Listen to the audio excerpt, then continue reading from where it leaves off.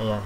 So, magandang umaga, hapon at gabi po sa inyo lahat. Ako nga po pala si Mr. Joshua Ian Chokia at ang aking mga kagrupo po ay sina Mr. Justin Rodriguez at si Mr.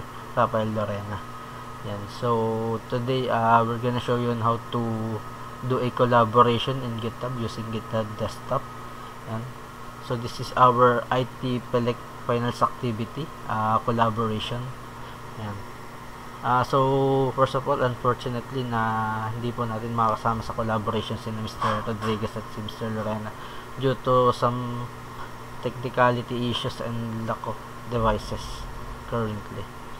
Yan. So, pero napagplanuhan naman po namin na meron po kami mga contribution na dapat namin ma-contribute dito sa ating video. Yan, okay. So, let's start na tayo. Ayan. So, dito sa unang part natin ay ang ating code.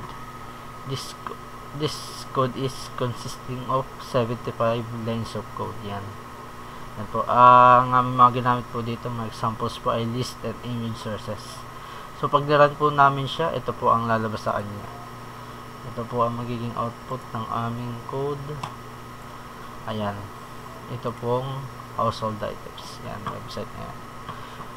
May makikita nyo po household items, mga categories po ng katulad ng furnitures, utensils, which each has its own item. Yan. So, mapapansin nyo po dito, meron po tayo dito mga images logo. Yan. These things are called placeholders. Yan. Since wala pa po tayo actual na picture of a chair, of an item, so, placeholder lang po muna. So, ngayon po ay kukunin po natin ngayon yung lalagyan po natin ngayon siya ng actual picture. Yan.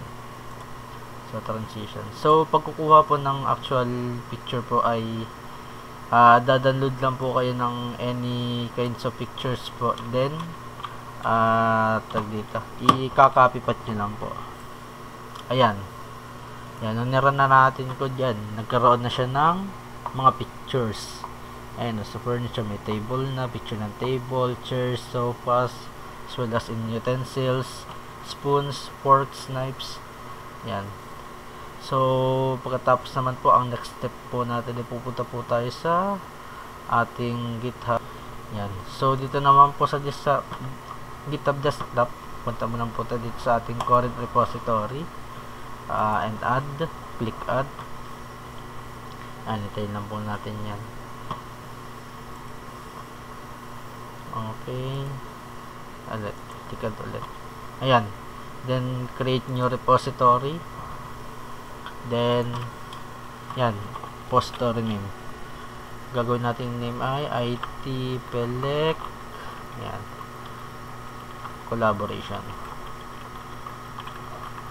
Yan. So, pwede rin natin siyang okay. So, palitan natin siya ng collaborate na lang. Yan. So, pwede na rin natin siyang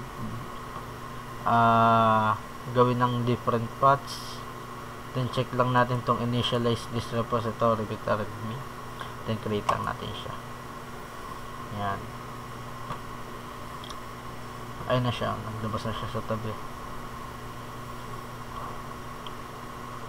Hintayin lang natin siya. Ayan, pagkatapos nito ay publish na lang natin yung ating repository. Ayan. So, dito naman sa section na to, meron kang makikita ditong keep this code private. Optional na rin naman siya, kaso pwede mo rin siyang gawin public, private, pero sa akin mas preferred ko lang ang private. So, pagkatapos na makapili, yan, publish mo na ulit ang repository. Okay na siya. So, pagkatapos naman nun ay punta naman tayo sa ating Explorer, sa ating folder. Yan, sabay kunin naman natin dito ang ating files. Itong mga pictures natin, ito at saka itong ating HTML files. Lalagay lang natin siya sa ating ginawang repository, which is itong IT Pelec Collaborate. Basically, what I did there was kinuha ko yung mga files na itong mga pictures nito at saka lalagay natin siya sa collaborate. Ay, mali pa lang akin na ilagay na Ayan. Ayan, dito tayo. Ayan. So, once na nakita tayong ganyan, so, lagyan lang natin siya ng summary, collaborate. Ayan. Then, commit lang natin siya sa ating main branch. Ayan. After that, push origin. Ayan, nandito na tayo. After that, makikita na natin yung file na ating kinomit. So, next step naman ay punta tayo sa settings, collaborators, then itong add people. Ayan. So, pagkatapos ay i-add mo lang kung sino yung maka-collaborate mo. Example sa akin ay 153 GitHub. Yan. Tapos GitHub. Yan. Okay. After this ay tapos na tayo sa ating first step. Now, move on to the second step. Yan. So, after that, ay punta naman tayo dito sa ating mailbox, sa ating notifications. Since tayo invite natin yung isa nating account. Yan. Sabay, click lang natin ito. Yan. So, after that, then accept invitations. Yan. After that, ay makukuha mo na yung collaboration repository. Ayan. After that ay punta tayo sa ating current repository, add and clone. Ayan, okay. So, let's clone this now. Ayan, clone lang natin siya.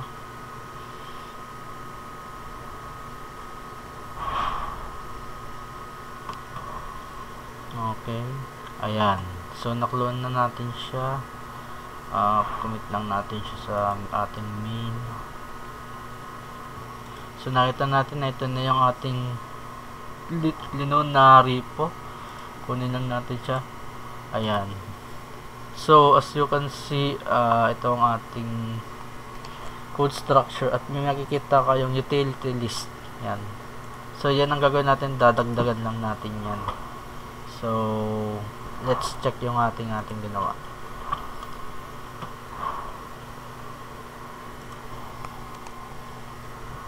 Okay, let it run.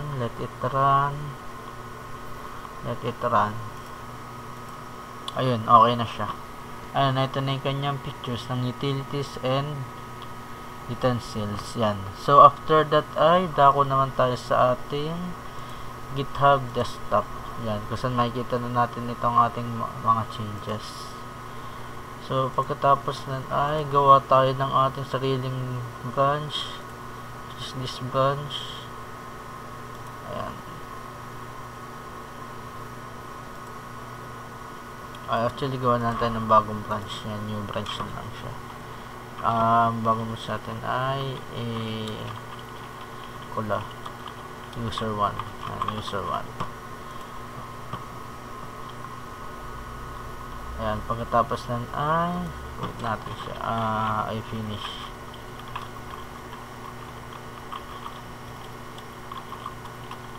My work. Yan. So, that ay publish branch pala muna natin siya. After publishing, okay na ba? Saka lang natin siya ikakamit sa ating repository. Ayan, okay na. So, after that ay commit na natin siya sa ating repository. Ayan, after that ay push origin.